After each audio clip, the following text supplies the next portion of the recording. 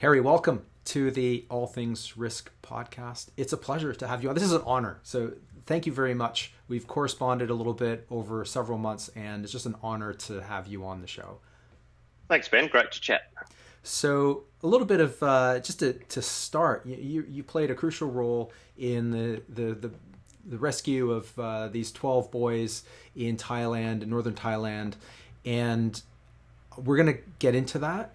But before we do that, I just want to understand how you got involved in something like that. And maybe if you go back to your background, you studied anaesthesiology and then cave diving. So these are like two skills that kind of came together to get you involved in that. So how did you get involved in both of those things? Yeah, I feel like my life's been on this kind of parallel course of these two passions until the tender age of 55, when suddenly both were required to be involved in this rescue. So it was a sort of perfect storm for my two great loves in life. So I, from a diving point of view, I started diving as an early teenager with family and family friends, and did my course when I was about 15 years old in 1979. And in those days, it was still an adventure sport, I guess. It was people who were passionate about the water and had grown up around the water, who were mostly people who were involved. And now that sport has evolved, obviously, into something that is an experience that anyone can try and enjoy, which is wonderful. And then when I was at university, I was a dive instructor in the dive club, and a group of us went off to our local caving area called Mount Gambier in the southeast of South Australia. And we decided we'd give this cave diving thing a bit of a try. I guess we were getting a bit bored with the local reefs and wrecks. And that was in 1986 that I did that, and I really got a bit of a taste for it, although I was a bit of a slow adopter, and it wasn't until about 2000 that I came back to it, probably, and marriage and children had put that on the back burner for a while. And then, 2000, I fell in with a bad crowd, a group of guys who were really into exploration, and that was something that really grabbed me and fascinated me. The thought that you could actually go somewhere and see things that no one else had seen before on this planet was just intriguing to me. So I really threw myself into it, and it's become verging on an obsession probably since then for the last 20 years, and it's just been a wonderful part of my life. So university, I was at medical school, and that's when I was doing that stuff with the dive club. And when I finished my medical training, I did a few years around the hospitals trying to work out which specialty or general practice I would fall into. And I went off to England to do a year of anaesthesia training, and that's when I got a great love for that. And so anaesthesia and intensive care training, and just finished my anaesthetics fellowship finally in Australia and New Zealand in the end. And then also pursued diving and hyperbaric medicine, and also some aeromedical work, pre-hospital medicine. So, I've had quite a varied time within medicine itself. Worked in developing countries like Vanuatu for a couple of years, and so I started to really enjoy that outdoor sort of medicine, the branch of medicine, outdoor expedition, wilderness medicine, those sorts of things. And of course, all the expeditions that I've been going on the last 20 years as the trip doctor, as well as one of the participants in the expedition. So medicine's been great for me, and it's actually allowed me to pursue all these other passions as well. Well, it's a fantastic combination of skills, but probably quite rare. Did you have an aspiration when you were growing up to do these things, or did it happen sort of slowly? Did you have a vision of what you wanted to do? I always loved the ocean as a small boy. I was always the kid, turning over rocks in a rock pool and looking for crabs and seeing what lives in there in the intertidal zone, I guess. And I decided to be a marine biologist was the obvious choice for me. And I had applied and got accepted into the university to do that in Australia. And then my cousin, who was actually doing it at the time, talked me out of it because he said no one could get a job. So I turned to some other science-based disciplines, and veterinary science and medicine were the two other things that I thought I would be interested in.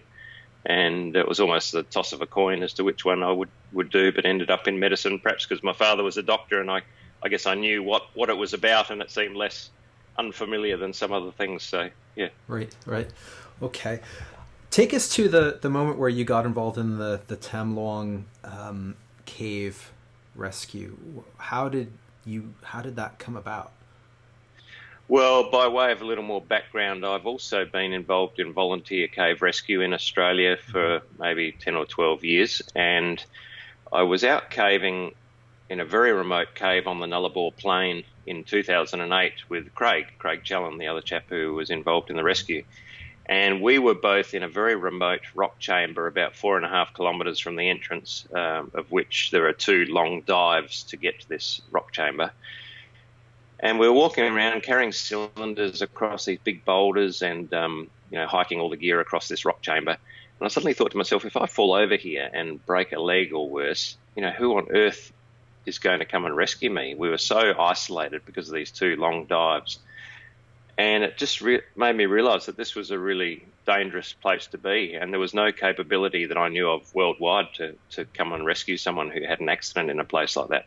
So I went home and put together a group of people who we did some training with, and we got the police involved and some other emergency services, and kind of designed a bespoke course for sump rescue. So, a sump is a body of water in a cave, and, if someone's trapped on the wrong side of that sump, we started to think about how we might bring them out.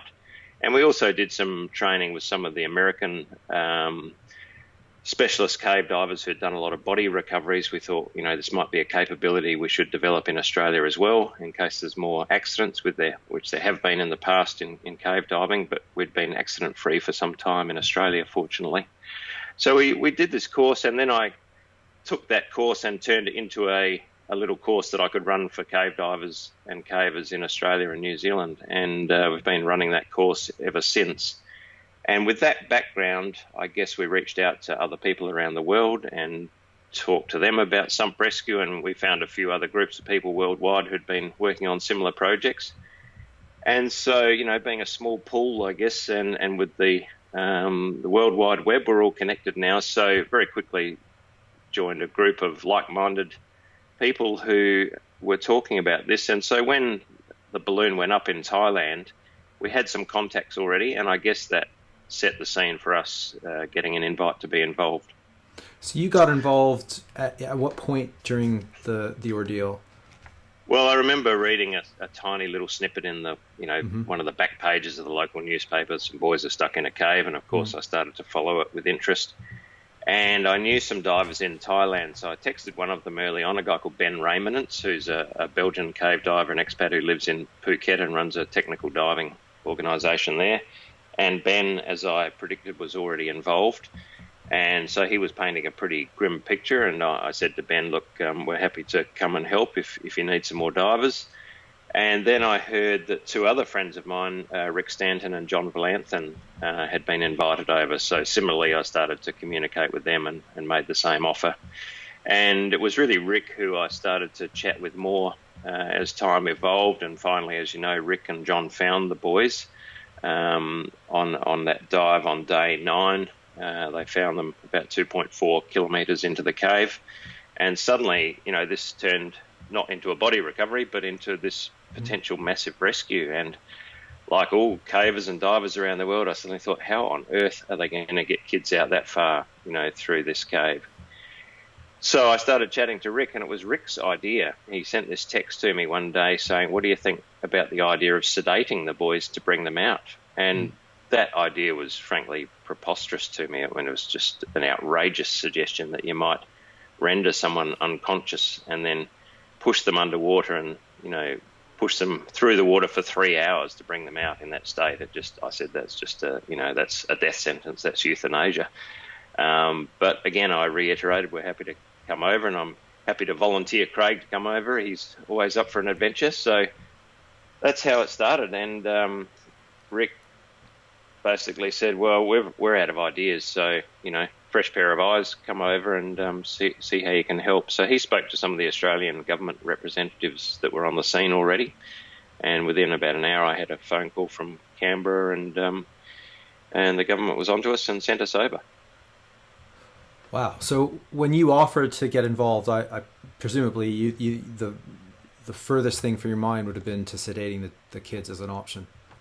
Well, I started to think it through, realising that might be asked of me, but I still maintained that it was the most dangerous and impossible solution to this problem. And I really held that view until the last boy came out, to be honest. I did not believe it could work until all those boys were out and alive. And I still look back and I'm slightly incredulous how it did work, to be honest. Can you first talk us through the ins and outs of, sedating children in a cave and why you thought this was never going to work? What led you to your initial reaction? Well, I mean, whilst I have worked in austere environments, landing in helicopters at road accidents and so forth, and I'm not working in those sort of environments is not strange to me.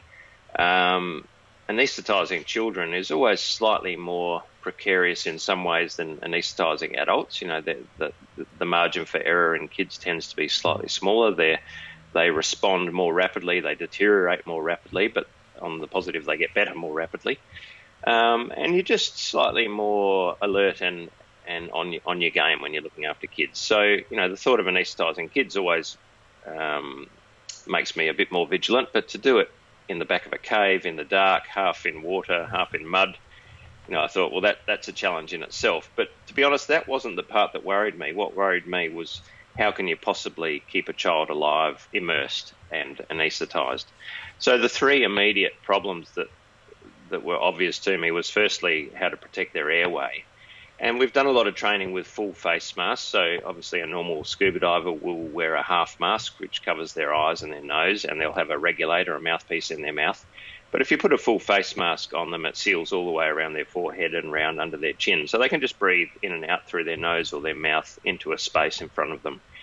And that's fine in theory, but inevitably these sort of masks get a bit of water in them. And if you're unconscious, you only need half a cup of water in there to drown.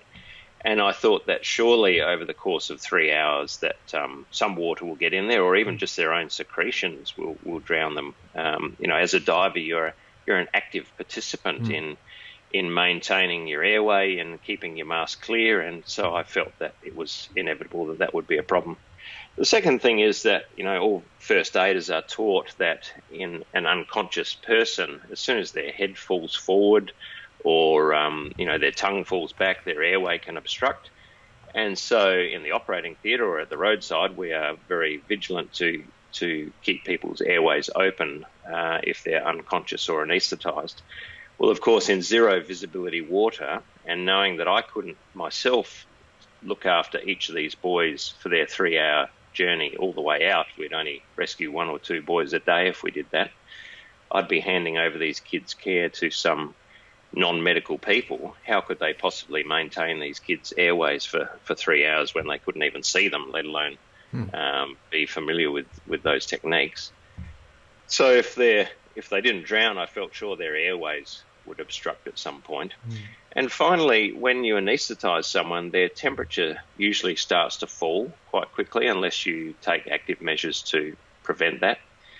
And so again, I just thought, in this 23-degree water, which the kids would be in, their core temperature will surely be headed south towards 23 degrees pretty rapidly. And if those other two things don't kill them, by the end of 3 hours, they'll have died of hypothermia. So really, I could see no possible conceivable way that these children could survive that journey. And of course, the other guys in the team who weren't medical couldn't perhaps really comprehend or see all the problems that I could see. And, to them it was, not so clear that it was an impossible thing to do. But armed with all the knowledge that I had, I just couldn't see that it could work. Maybe it's a case of a little knowledge is safe rather than dangerous in this case. So what amount of input did you have into the decision-making process? Because if they went with that decision, then clearly all of the other options were just, terrible options. Yeah, well, ultimately it was my decision whether I would participate, and I could say no at any stage, and without me, then it wouldn't have gone ahead, I guess, because I was the guy at the sharp end who was going to administer the anaesthetic and teach the other divers how to maintain the anaesthetic and look after the children in that state. So I had to be convinced, and there was a little bit of pressure from the rest of the team to pursue this idea, but really I had to take the time to come to that decision myself, and that meant having about 24 hours on the ground, diving through the cave myself to see what the conditions were like and to see the boys, which was really important to me, get a sense of how robust they were and what sort of mental state they were in. I didn't want to drag some kicking and screaming children to the water and then, basically assault them and inject them. And, I couldn't have dealt with that. So, and the other thing was just to look at all the other plans that were in place, the water pumping efforts, the water diversion, the idea that perhaps we could even teach the kids to dive and bring them out through the cave, whether we could support them through the monsoon season in situ and just look after them on the bit of mud that they were sitting and feed them and, look after them and that. And so one by one, I examined all these plans, and one by one, I realised that they were all completely hopeless. And, the monsoon rains had eased off significantly whilst over the last few days. So the water levels in the cave were static. They weren't falling, but they certainly weren't rising at that point. But the forecast was for 3 or 4 more days, and then the monsoons proper would arrive, and the cave would turn back into the maelstrom that Rick and John and Ben had witnessed early on. And once that happened, no one could even enter the cave, let alone, regularly visit and supply the kids. So they would surely die a very unpleasant, slow death from exposure and starvation or infection. So I knew we couldn't do that. The water pumping and so forth would be quickly overwhelmed by the monsoons. And once I'd actually seen the cave and done the dive, I realised that any idea of teaching the kids to dive was impossible. I mean, it was a significant cave dive, and you can't expect a novice to do that without panicking in zero viz, being pushed through restrictions and so forth. So it really left this anaesthesia option, and basically was I prepared to do it? And I think at the end of the day, I decided to proceed based on this very binary decision that whilst I thought that these children wouldn't survive what we were proposing, the alternative actually seemed worse, to leave them to die this very slow death rather than have them die under an anaesthetic, which at least from their perspective would be a death that they wouldn't know anything about. Wow. So it's a pretty gruesome choice, but that's what it came down to. So I thought, well, to do anything for these children might be kind of falling on my own sword and probably lose my career and my morality even, but at least these children won't suffer for 3 or 4 weeks until they perished. So that's kind of the attitude I went into it with. So you thought this through over just a 24-hour period. That's we didn't have long. Right, that's quite an intense 24 hours. It was. Can you talk a little bit about the when you met the children for the first time? What condition were they in? What was their mentality, and how that factored into the decision? Well, I'd been told by Rick and John, who had found them and then been back to see them with some food and so forth, that the kids were in incredible shape. They were a bit weak and wobbly when they were first found, but having had some food taken into them, they were all upright and walking and talking, and that their morale was very good. But I have to say that was a really nervous moment for me. I remember surfacing into their lake chamber in Chamber 9 on that first day that Craig and I went in there. And I suddenly thought to myself, wow, this is actually, the point where this becomes a real thing rather than just a hypothetical. I mean, it's very easy to talk about a plan and to think about what you're going to do, but I suddenly realised I was actually about to come face to face with these children.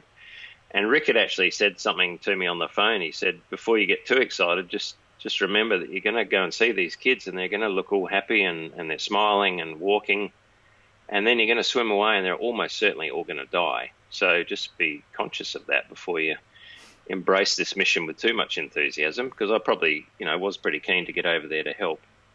And those words kind of came back to me as I surfaced in the chamber, and it was just as he described, these beautiful children, all smiling and excited to have visitors in their little prison there. And it got really real, as they say, as when I looked them in the eye. So I explained via one of the Thai Navy doctors who, by that stage, 4 Navy SEALs, including a doctor, had gone in to stay with the kids. And one of them, Dr. Puck, spoke quite good English. And I have to say it was very reassuring to me to have another medical guy in there with them to sort of share the burden of worry with. And this guy was extraordinary, very tough guy, as you can imagine, being Special Forces, but just smile. They're all smiling and happy. The Navy SEALs looked like they're on a summer camp. I mean, for them, this was, and yet they knew they were in as much danger as these children, because they weren't going to leave the kids there. So if the kids were stuck, they were stuck equally. So very brave men. So I said to Dr. Puck, look, this is what we're planning tomorrow. Can you explain to the children what we're going to do? And I had a handwritten note written by one of the Thai medical people outside in Thai so that he could give them a dot point recipe, if you like. So he read this out to them and basically said that we'll come back tomorrow, and 4 of the kids are going to be taken out using a scuba diving technique. We're going to give them a tablet to help them relax, and then one by one they'll come down to the water and I'll give them an injection in the leg, and they'll fall asleep, and we'll finish dressing them in diving equipment, and then when they wake up, they'll be in the hospital. And, sounds pretty simple on paper. And I remember Dr. Puck was halfway through reading this, and he sort of gave me this sideways look, because this was all news to him, of course. And it's a credit to the professionalism of that man that he didn't start yelling at me, calling me an idiot, that he just sort of gave me this look and then carried on reading this thing out to the kids. And then I was watching the kids' faces, and they were just nodding and going, "Yep, no worries. It's sort of, we'll be ready." I think, and I think that by that stage, because we'd probably been in the cave for about 13 days by now, they were pretty much ready to do anything to get out of that place. So, right.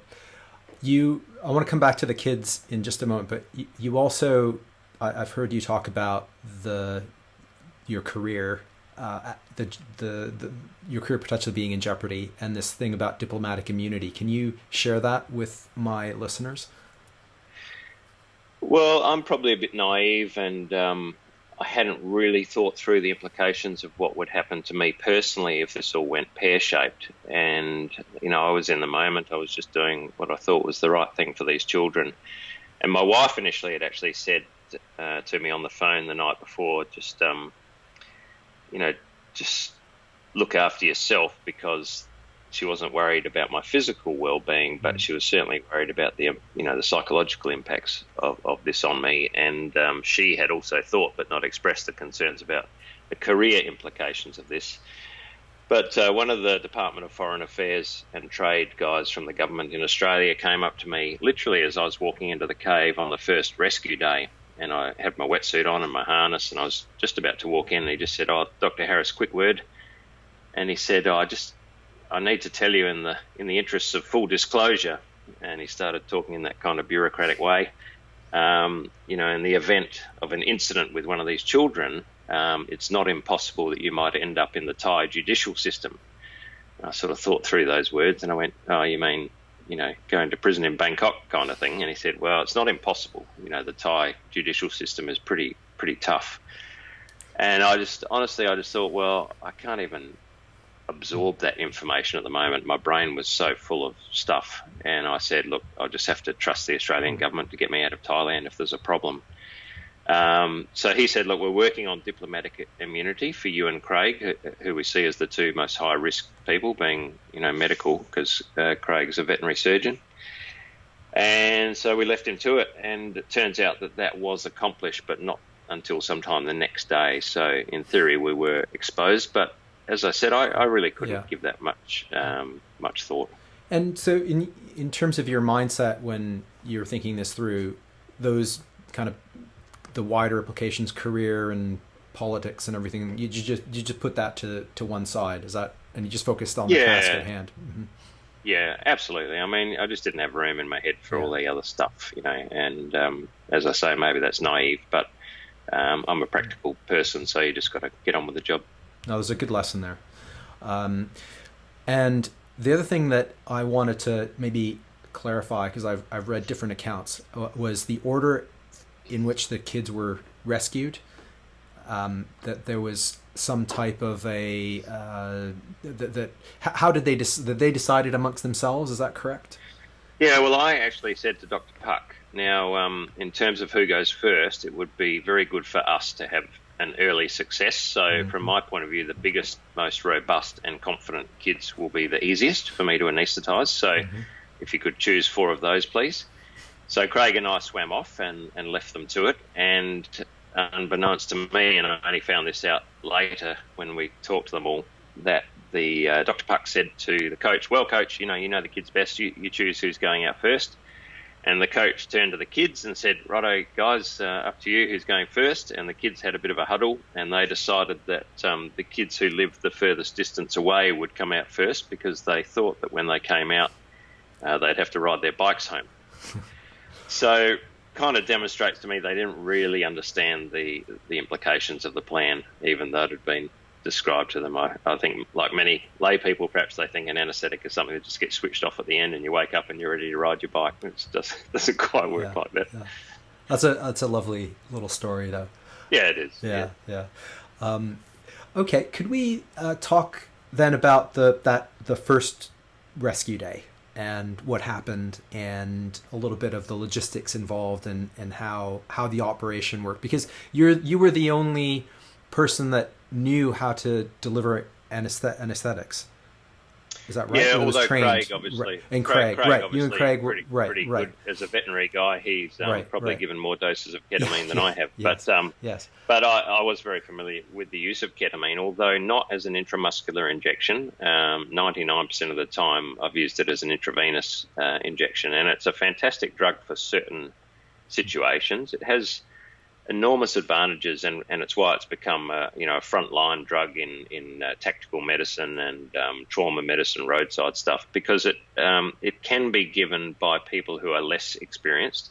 It's quite forgiving in terms of getting the dose slightly wrong, and I don't want to overemphasize that, because the people who are using it in the nightclubs, I don't want to give them a false sense of security, because like any drug, it's lethal if it's given in the wrong dose. But it's a bit more forgiving than other anaesthetic drugs, and it has the great advantages that it preserves respiration to some degree, and it's very good for keeping your blood pressure stable, and also preserves some of the airway reflexes. So if a small amount of water or vomitus gets into your airway, you're likely still to be able to cough it out or spit it out, but that's certainly not a guarantee. So it was really the only choice of medication for this task. And so I guess the big decision-making process started the night before the first rescue day. We were all summoned to this big meeting. There was clearly some time pressure with the forecast that was telling us there was only a few days before the rains were to return. So we all went to this big meeting, and I guess each of us was asked to present our part of a plan and what we could do. So when my turn came, I said that I was prepared to do this anaesthetic, and I explained what would be involved. And the meeting was attended by a variety of Thai officials, including the Minister for Foreign Affairs, who was the main decision maker at the meeting. And at the end of the meeting, at about midnight, I think, they all went away into a private room, and they continued to talk during the night, and they told us they'd let us know in the morning. So in the meantime, we prepared to go ahead. I got the Thai medical people to help me draw up all the drugs that would be required into pre-drawn syringes. And I think we got to bed at about 2 in the morning. We were back down at the site at about 8 a.m. We continued our preparations.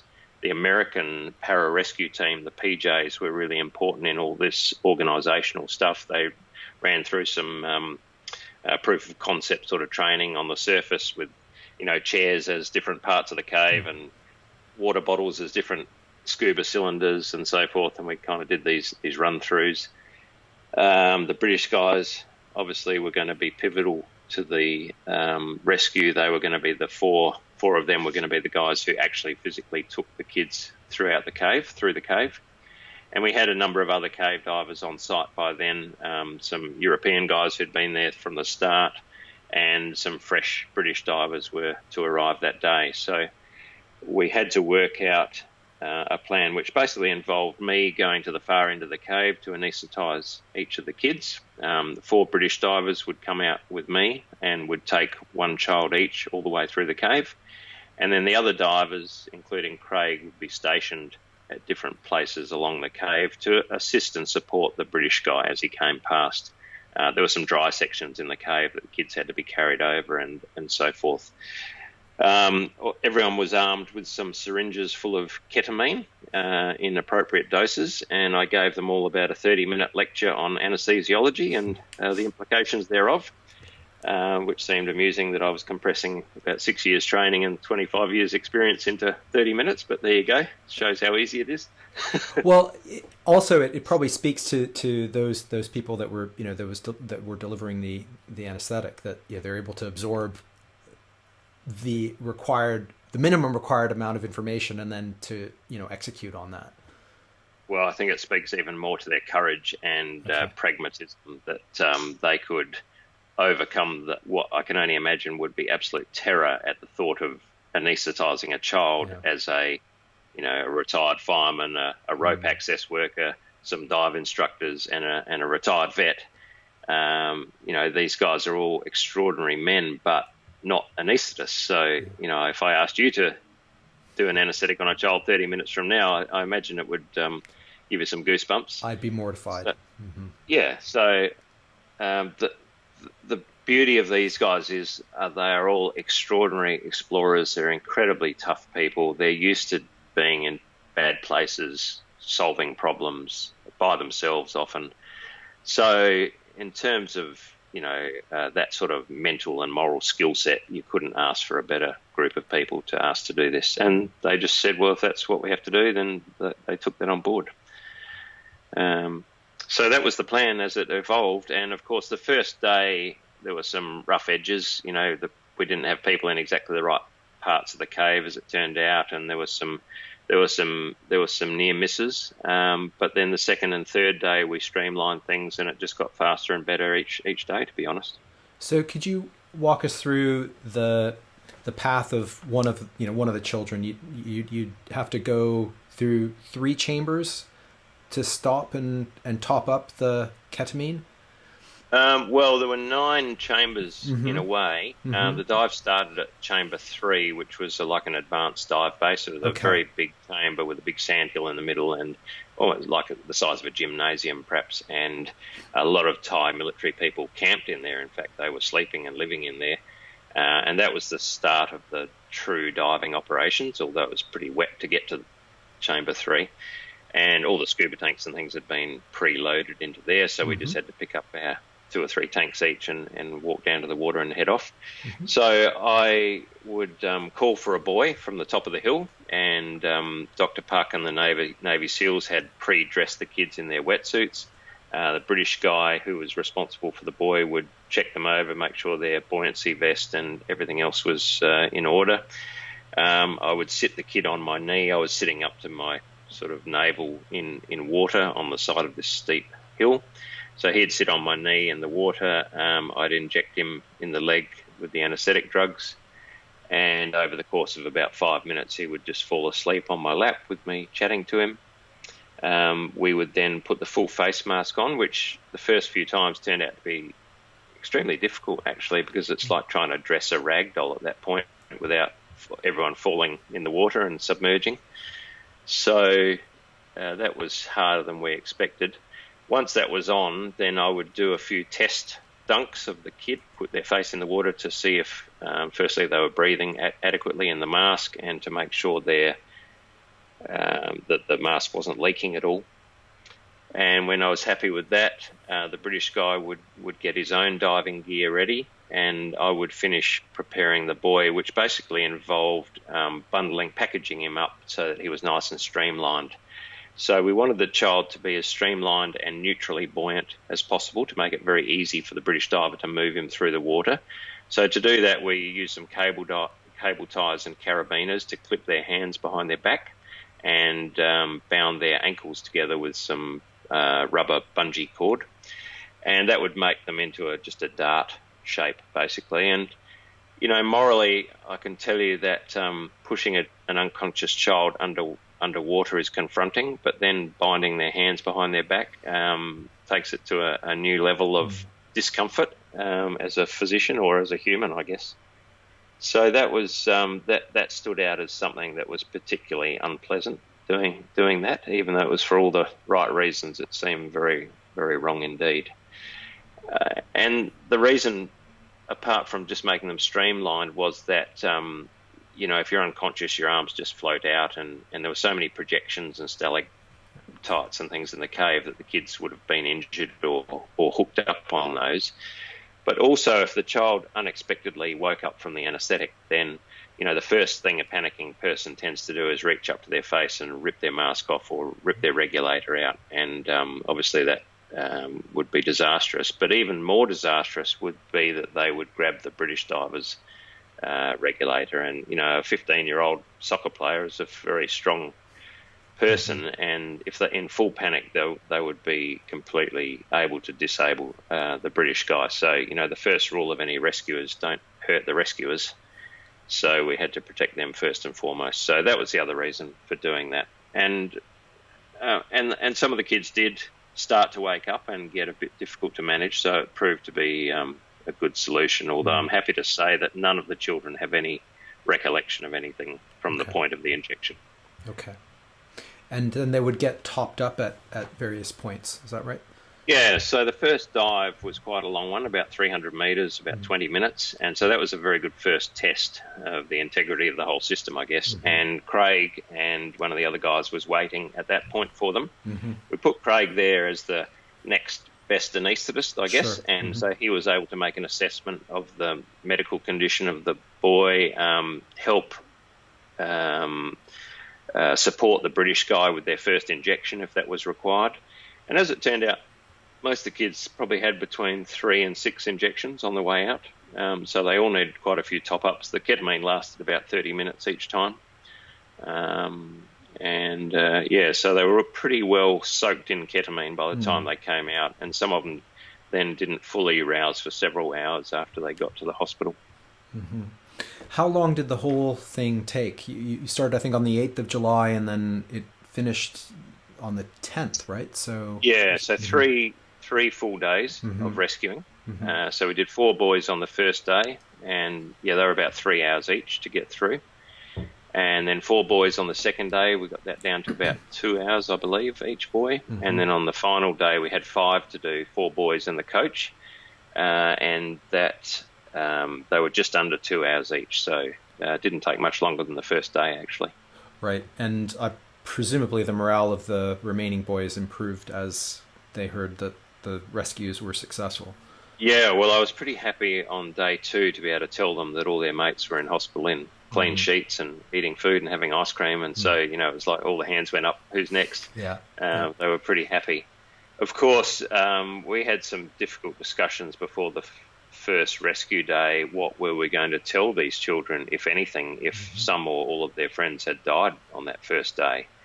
And I remember talking to Craig about this the night in the hotel, early hours of the morning before the rescue day, and we decided we would just have to lie to the children and say that everything's so far so good, sort of thing, because what would be the benefit to the children of terrifying them just before they went out? And in these days of fully informed consent and personal risk management, that's, again, such a morally bankrupt thing to do or to even contemplate doing. I don't know if I could have done that, but that was certainly the plan, and I'm very glad I wasn't tested.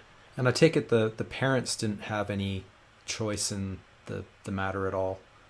No, I think Thailand's a fairly, hierarchical society, and people are used to kind of following the instructions of their leaders, and as far as I'm aware, the parents were told that a dive-based rescue was to commence the next day.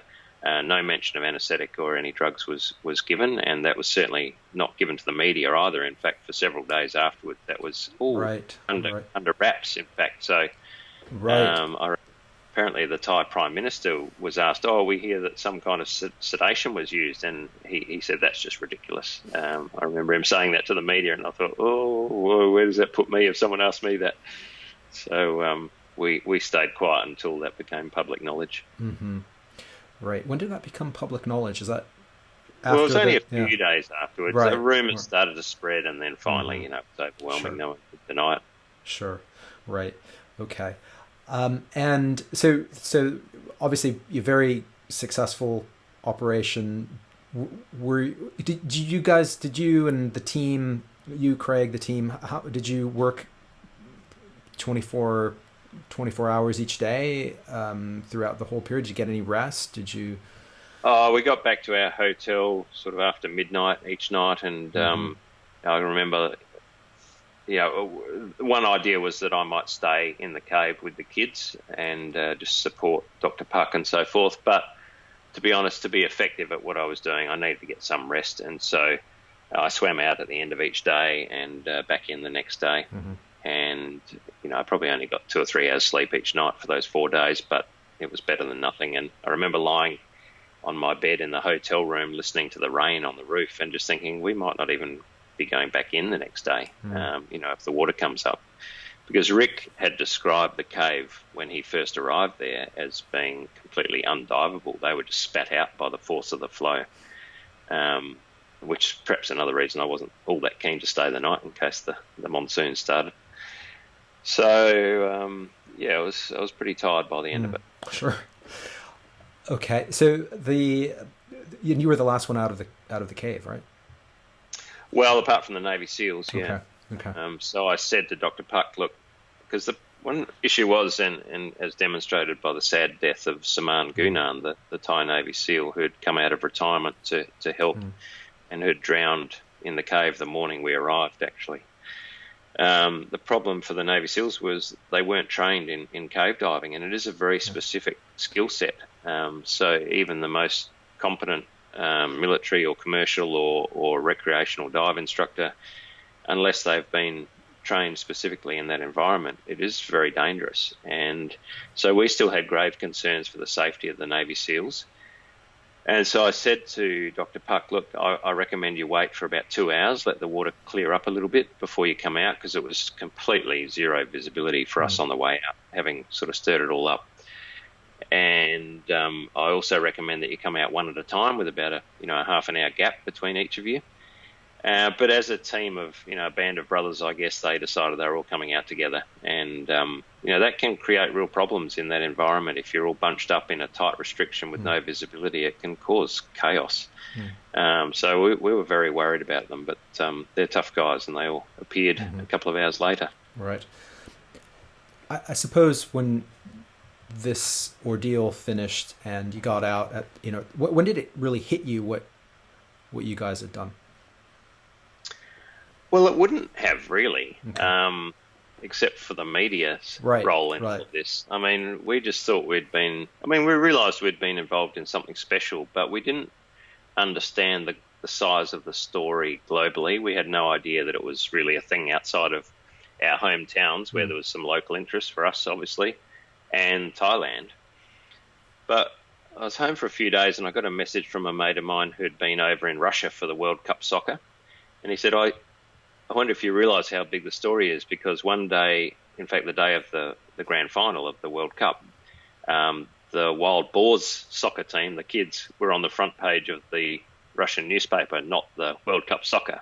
I mean, that's a big thing. And that was a clue to me that this story had taken on global significance for whatever reason. And I've thought about that a lot, I guess, over the last 18 months. And I think it's really the perfect story. A Hollywood script couldn't have written it better. In fact, if you read a script, you'd go, that could never happen, The fact that these boys were lost without hope for 9 days, and everyone assumed they were dead, and then they were found, but then realised that their plight was even more grave than we could have possibly realised.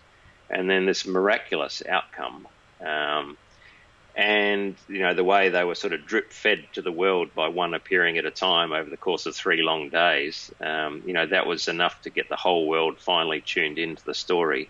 And then even at the very finish with the final flooding event on the last hour of the last day when all the pumps failed, right, and everyone came running from the cave entrance as the waters chased them out. I mean, honestly, it's an extraordinary story, and I guess I've had time to think about that. Yeah. Well, you and Craig were named Australians of the Year.